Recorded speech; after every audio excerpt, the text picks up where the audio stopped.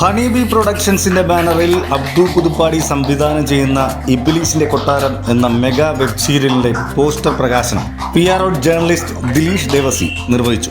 അന്ധവിശ്വാസങ്ങൾക്കും അനീതിക്കുമെതിരെ വിരൽ ചൂണ്ടുന്ന ഈ web serial മായാക്കാഴ്ചയുടെ ദൃശ്യവിസ്മയമായിരിക്കും പ്രേക്ഷകരിലേക്ക് എത്തിക്കുക.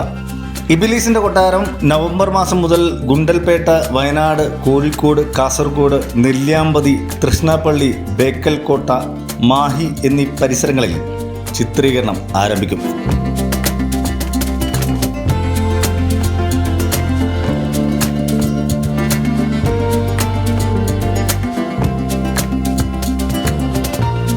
KA റഹ്മാന്റെ കഥയ്ക്ക് തിരക്കഥയും സംഭാഷണവും ഒരുക്കുന്നത് ആക്രി കല്യാണം എന്ന സിനിമയുടെ തിരക്കഥ രചിച്ച അനൂപ് ചന്ദ്രൻ കൊയിലാണ്ടിയും ഭാഗ്യേഷ് ഭാസ്കറും ചേർന്നാണ്. ക്യാമറയും എഡിറ്റിംഗും നിർവഹിക്കുന്നത് Shafi Adivaram. BGM Salam Veeroli. Production designer Mujeeb Thamarassery. Production controller Gafoor Kakkadam. Makeup Anoop Chandran Koyilandy. Stills Suresh Ulloor. കലാസംവിധാനം Abi Malayil. Coordinator Sabu Vaduvanchal. Location manager Manu. കൂടാതെ പ്രമുഖ താരങ്ങളും ഇബ്ലീസിന്റെ കൊട്ടാരത്തിൽ അണിനിരക്കുന്നു.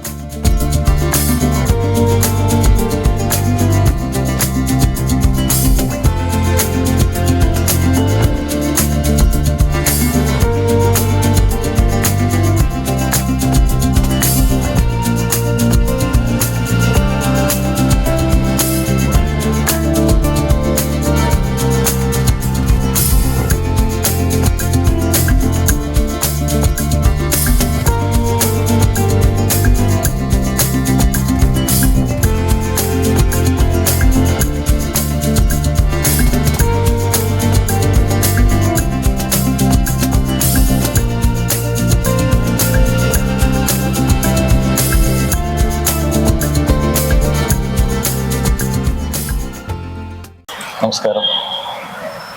ഹണിബി പ്രൊഡക്ഷൻസിൻ്റെ ബാനറിൽ അബ്ദു പുതുപ്പാടി കഥ എഴുതി, ഭാഗ്യേഷ് ഭാസ്കർ, അനൂപ് കൊയിലാണ്ടി ഇവരാണ് അതിൻ്റെ തിരക്കഥ എഴുതിയിരിക്കുന്നത്.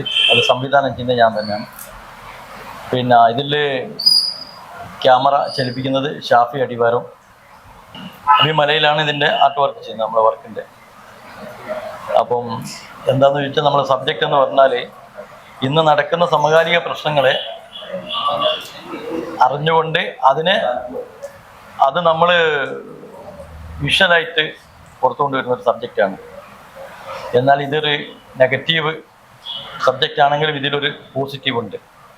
അതാണ് ഇബ്ലീസിന്റെ കൊട്ടാരം.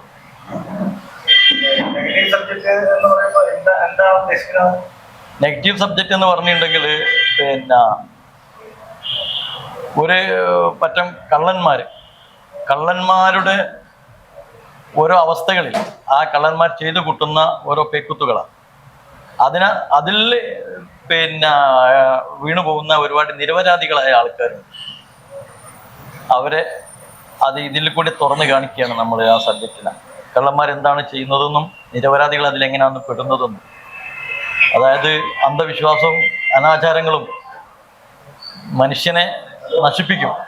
ആ ഒരു ലെവലിലേക്കുള്ള ഒരു സമൂഹം ആയിട്ടുള്ള ഒരു കൂട്ടം ആൾക്കാരാണ് നെഗറ്റീവായിട്ട് ഇതിൽ വരുന്ന ആൾക്കാർ. അതിനെ പോസിറ്റീവ് എനർജിയിലേക്ക് എങ്ങനെ കൊണ്ടുവരാം, എന്താണ് ശരി, എന്താണ് തെറ്റ്, ഇത് ശരിക്കും ഇബ്ലീസിന്റെ കൊട്ടാരത്തിൽ ഞങ്ങൾ എടുത്തു കാണിക്കാൻ വിചാരിക്കുന്നുണ്ട്. അതാണ് നമ്മളുടെ കഥയ്ക്ക് തിരക്കഥ എഴുതിക്കൊണ്ടിരുന്നതും തിരക്കഥ ആയിക്കൊണ്ടിരിക്കുന്നതും.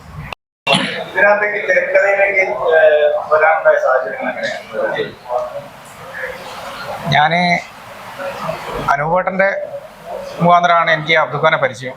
അബ്ദുഖ കുറേ കാലമായിട്ട് പറയുന്നുണ്ട്, ഇങ്ങനെ ഒരു സാധനം ഉണ്ട്, നമുക്ക് ചെയ്യണം എന്ന് പറയുന്നുണ്ട്. പക്ഷേ ഞങ്ങൾ സമയത്തിൻ്റെ കുറവുകൊണ്ടും ഞങ്ങൾ ആക്രി കല്യാണം എന്നുള്ള വേറൊരു സബ്ജക്റ്റിൻ്റെ വർക്കിലായതുകൊണ്ടാണ് ഇത്രയും വൈകിയത്. അപ്പോൾ മൂപ്പര് പറഞ്ഞപ്പോൾ സബ്ജക്റ്റ് എനിക്ക് ഇഷ്ടപ്പെട്ടു. കാരണം എന്താ വെച്ചാൽ, ഇന്ന് സമൂഹത്തിൽ നടക്കുന്ന കുറേയേറെ കളവുകളും വഞ്ചനയും ഒക്കെയാണ് ഇതിൻ്റെ അത് അബ്ദുഖാൻ്റെ കഥയിലുള്ളത്. അതിന് സ്ക്രിപ്റ്റ് ചെയ്യുക എന്നുള്ളത് വലിയൊരു റിസ്കി ടാസ്ക്കാണ്.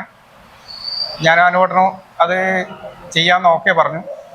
അപ്പോൾ അതിനുശേഷം നമ്മളെ ക്യാമറാമാനെ ഷാഫി അടിവാരത്തിനെ കണ്ട് ഞങ്ങൾ സംസാരിക്കുക കാര്യങ്ങളൊക്കെ ചെയ്തു. പുള്ളിക്ക് ഭയങ്കര ഇൻട്രസ്റ്റീവ് ആയൊരു സബ്ജക്റ്റും കൂടിയാണെന്ന് ഞങ്ങൾക്ക് മനസ്സിലായപ്പോൾ നമ്മൾ ചെയ്യാന്നുള്ളത് പറഞ്ഞു. ഒരു 3-4 മാസമായിട്ട് നമ്മൾ സ്ക്രിപ്റ്റ് വർക്ക് തുടങ്ങിയിട്ടുണ്ട്. പിന്നെ ഓണം, പിന്നെ അങ്ങനത്തെ ഈ വയനാട്ടിലെ ദുരന്തം, അങ്ങനത്തെ കുറേ പ്രശ്നങ്ങൾ കൊണ്ടാണ് ഇത് മുമ്പോട്ട് നീണ്ടുപോയി. അല്ലെങ്കിൽ ഇതിൻ്റെ മുന്നേ തുടങ്ങേണ്ട വർക്കായിരുന്നത്. എന്നാലും ഇപ്പോൾ തുടങ്ങിയത് തന്നെ നമുക്ക് വേറെ സന്തോഷം തരുന്നൊരു കാര്യമാണ്. മെയിനായിട്ട് ഈ നെഗറ്റീവ് ഭാഗത്ത് ഒരു കോമഡി ഉൾക്കൊള്ളിച്ചുകൊണ്ടാണ് നമ്മൾ ഈ സബ്ജക്റ്റ് മുമ്പോട്ട് കൊണ്ടുവന്നത്. അപ്പോൾ അത് നല്ല രീതിയിൽ തന്നെ നമുക്ക് ചെയ്യാൻ പറ്റുമെന്നാണ് എൻ്റെ വിശ്വാസം. അപ്പോൾ അതിന് വേണ്ട എല്ലാ സപ്പോർട്ടും നമ്മളെ ഭാഗത്തുനിന്നും, നമ്മളെ ടീം വർക്ക് എല്ലാവരുടെ ഭാഗത്തുനിന്നും ഉണ്ട്. ഓക്കെ. ആക്രി കല്യാണത്തിന് ശേഷം ഒരു രസകരമായിട്ടുള്ള ഒരു സിനിമയാണ് ആക്രി കല്യാണം. ആക്രി കല്യാണത്തിന് ശേഷം പെട്ടെന്ന് ഇങ്ങനെ ഒരു സബ്ജക്റ്റിലേക്ക് ഒരു കഥ വരുമ്പോൾ ഒരു കഥ ഡയറക്ടർ പറഞ്ഞിട്ടുണ്ടാവും. പിന്നെ അതിന്റെ തിരക്കഥ സംഭാഷണം ചെയ്യുന്ന സമയത്ത് ഏറ്റവും റിസ്കി ആയിട്ടുള്ളൊരു സംഭവമാണ് ഈ തിരക്കഥാ സംഭാഷണം. കാരണം കണ്ടന്റിനനുസരിച്ച്, കഥാപാത്രത്തിനനുസരിച്ചുള്ള മോഡുലേഷൻ, ഡയലോഗുകൾ കൊണ്ടുവരാനും, പിന്നെ അതേപോലെ സ്ക്രീൻ പ്ലേ ചെയ്യുന്ന സമയത്ത് ഉണ്ടാവുന്ന ആ ഒരു ബുദ്ധിമുട്ട് എങ്ങനെയായിരിക്കും അത് നിങ്ങൾ നേരിട്ട് ചെയ്തിട്ടുണ്ടാവുക? എന്തുകൊണ്ടാണ് ഈ സ്ക്രിപ്റ്റ് തിരഞ്ഞെടുക്കാൻ കാരണം? തീർച്ചയായിട്ടും ഇതൊരു റിസ്ക് ഉള്ള കാര്യം തന്നെയാണ്. അബ്ദുക്ക ഇങ്ങനെ ഒരു കഥ ഉണ്ട് എന്ന് പറഞ്ഞപ്പോൾ അതിന് തിരക്കഥ ഒരുക്കണം എന്ന് പറയുമ്പോൾ ഞങ്ങളെക്കൊണ്ട് അത് സാധിക്കുമോ എന്ന് ചോദിക്കുമ്പോൾ നിങ്ങളെ കൊണ്ട് സാധിക്കും എന്ന് പറഞ്ഞത് അബ്ദുക്കയാണ്.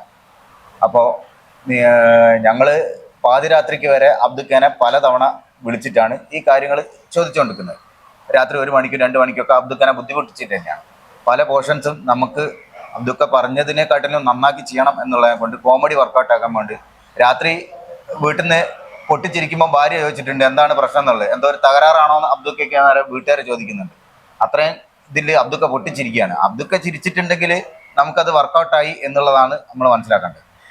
പല രാത്രികളിലും അബ്ദുക്കനോട് പറയുമ്പോൾ അബ്ദുക്കയ്ക്ക് ചിരി വന്നു. അപ്പം നമുക്ക് ചിരി വന്നതിനെ കൊണ്ട് നമ്മൾ പറഞ്ഞു അത് എല്ലാവരും പ്രേക്ഷകർക്ക് ചിരി വരണം എന്നില്ല, എന്നാലും അത് ചിരിപ്പിക്കാനുള്ള നർമ്മപരമായിട്ടുള്ള കാര്യങ്ങൾ ഇതിൻ്റെ അകത്ത് ആഡ് ചെയ്തിട്ടുണ്ട്.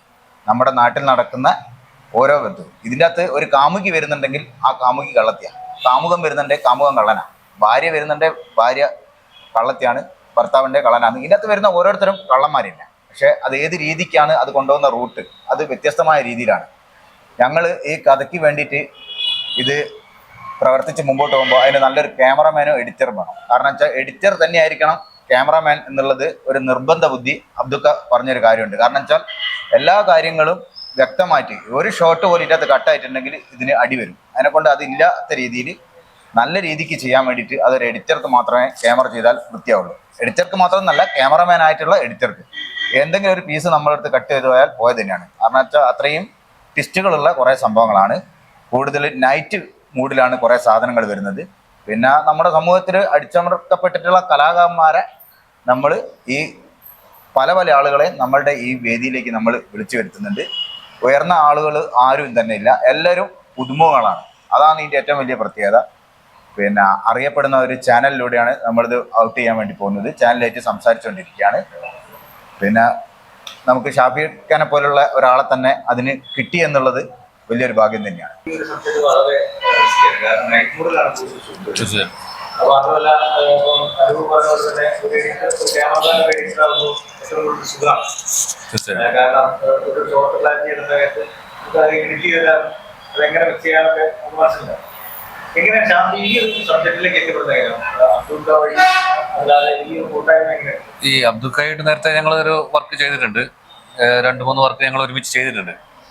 അപ്പം അബ്ദുക്ക നിരവധി തവണ പറഞ്ഞിട്ടുള്ള കുറേ സീനുകൾ പലപ്പോഴും പല ലൊക്കേഷനിലും പറഞ്ഞ ചില പോയിന്റുകൾ നമ്മൾ കൂട്ടിവെച്ച് അബ്ദുക്ക ഇതിനെ ഒരു കഥാരൂപത്തിലേക്ക് കൊണ്ടുവന്ന് ആണ് ഇതിനെ ചെയ്യുന്നത്.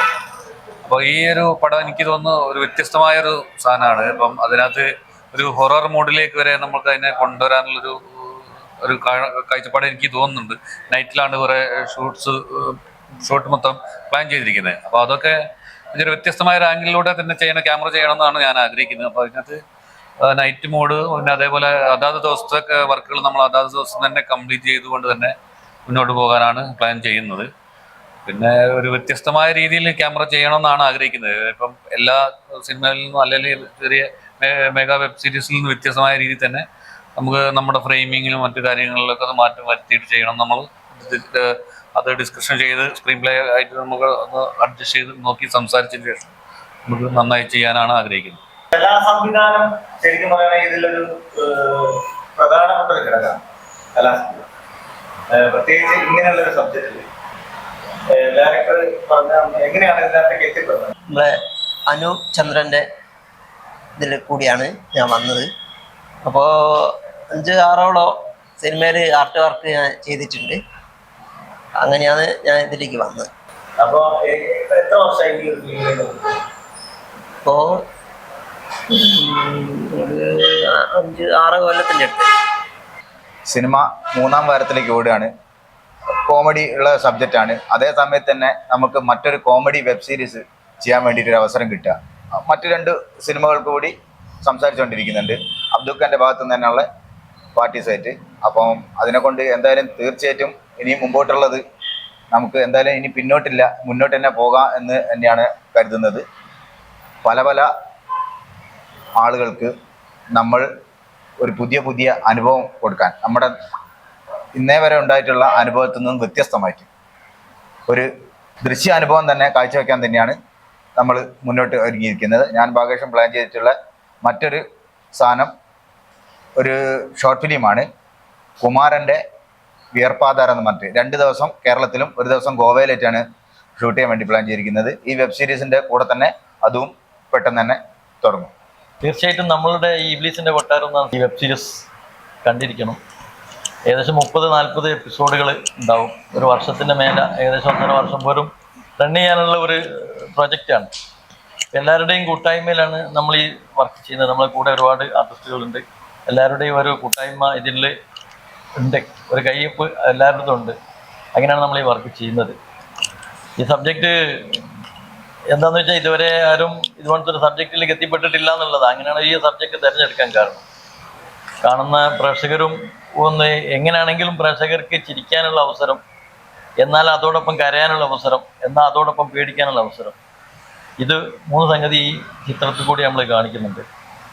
അങ്ങനെയാണ് ഈ വെബ് സീരീസ് നമ്മൾ പ്ലാൻ ചെയ്തത്. അതുകൊണ്ടാണ് അതിന് ഇബിലീസിൻ്റെ കൊട്ടാരം എന്നുള്ള ഒരു പേര് കൊടുത്തത്. ഇബിലീസ് എന്ന് പറഞ്ഞാൽ സാത്താൻ ചെകുത്താൻ എന്നൊക്കെ പറയും. പക്ഷേ ഇതിൻ്റെ ഫൈനൽ ക്ലൈമാക്സ് ഒരു പോസിറ്റീവാണ്. കാരണം ഇതിൽ കൂടുതലും നെഗറ്റീവ് എന്ന് പറഞ്ഞിട്ടുണ്ടെങ്കിൽ ഒരുപാട് മോശപ്രവർത്തികൾ, കാരണം ഒരു മനുഷ്യൻ ചെയ്യാത്ത പ്രവൃത്തികൾ, അറക്കുന്ന പ്രവൃത്തികൾ, ഇതൊക്കെ ഇതിൽ എടുത്ത് കാണിക്കുന്നുണ്ട്.